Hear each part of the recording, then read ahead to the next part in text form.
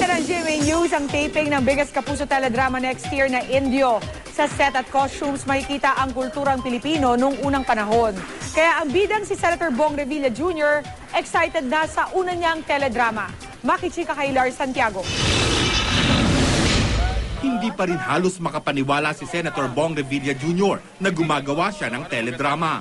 Ayon kay Bong, minsan lang siyang gagawa ng drama series, kaya nagpapasalamat siya sa GMA na ibinigay sa kanya ang pinakamalaking teledrama project ng network sa kasalukuyan.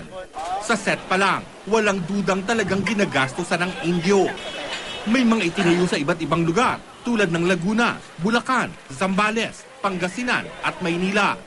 Sa pagdalaw ng GMA News sa taping, binihisan nila ang isang lugar at pinagmukhang isang pamilihan noong unang panahon.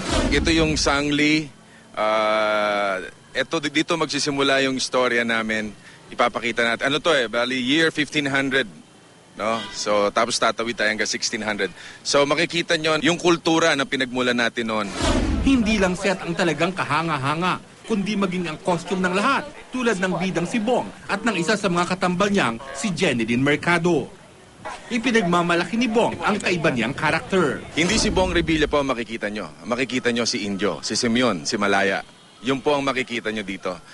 Kaya ako talagang napakalaking paghahanda on my part dahil ayoko pong mapahiya sa inyo. Ang inaabangang trailer ng Indio masisilip sa linggo sa laban ng Pacquiao Marquez. Lars Santiago, updated sa Showbiz Happening.